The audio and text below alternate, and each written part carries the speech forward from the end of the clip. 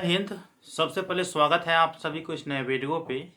इस वीडियो के माध्यम से जो इन्फॉर्मेशन बता रहा हूँ, इन्फॉर्मेशन ग्रेजुएशन पास छात्राएं जिसका सेशन 2020 से 23 है या 21 से 24 है, आप लोग पार्ट 3 की परीक्षा भी उत्तीर्ण कर लिए हैं। आपका जो डिग्री का कोर्स है वो भी कंप्लीट हो गया है, लेकिन कन्या उत्थान योजना को लेकर के आप लोगों का कमेंट रहता है।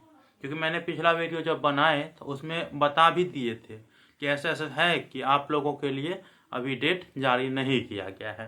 तो फिर भी आप लोगों का कमेंट बहुत ज़्यादा आया कि सर 21-24 वाला का क्या हुआ, 20 से 23 वाला का क्या हुआ, इसको लेकर कोई अपडेट है या नहीं है। तो मैं आप लोगों को साफ साफ बता देता हूँ, आप लोगों के लिए अभी कोई अपडेट नहीं है।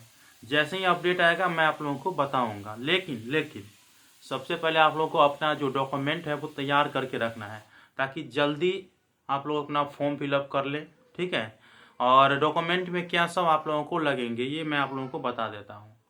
और डॉक्यूमेंट में सबसे पहले अपना ओरिजिनल मार्कशीट अपने कॉलेज से छुड़ा करके रख लीजिएगा। ये आपको पहला काम करना है।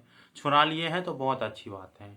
इसके बाद आप अपना जो आवासीय प्रमाण पत्र है वो बना लीजिएगा, अच्छा रहेगा।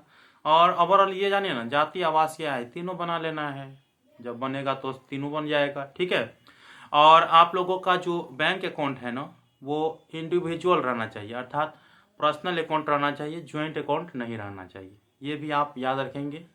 और आपके जो बैंक अकाउंट है उसमें आधार लिंक होना चाहिए और आधार सीडिंग होना चाहिए। ठीक है, आप लोगों के अगर इंटर पास किए होंगे या मैट्रिक पास किए होंगे तो उस समय आप लोगों का जो पैसा होगा, जैसे इंटर पास किए होंगे तो 25,000 रुपया मिला होगा, तो आप लोग समझ जाएंगे कि वो सीडिंग था तब हुआ।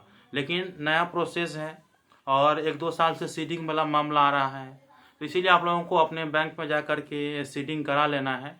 और अगर आपका स्कॉलरशिप का पैसा जिस अकाउंट में आता है तो समझ जाएगा कि सीडिंग है, और आप लोग कंफर्म हो जाएगा। एक बार अपने बैंक अकाउंट से सीडिंग करा करके अपने खाता को चेक करिएगा कि आप लोगों का सीडिंग है या नहीं है।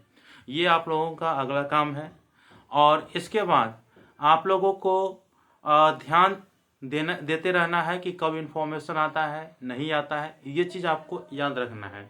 अब आप लोग ये कब तक आने की संभावना है, देखिए बहुत जल्द ये चीज़ देखने को मिल जाएगा। अभी जो है पिछले वाले जितने भी स्टूडेंट छूटे हुए हैं ना, जैसे 19 से 22 वाला हुआ, ठीक है, 18 से 21 वाला हुआ, तो उन लोगों के लिए जो है ये अपडेट दिया गया है। और जैसे ही 20, 23, 21, 24 आएगा तो मैं आप लोगों को इन्फॉर्मेशन दे दूंगा। आप लोग वेट करिए, ठीक है, घबराइएगा नहीं। जो डॉक्यूमेंट मैंने बताए हैं वो चीज़ आप लोगों को तैयार करना है।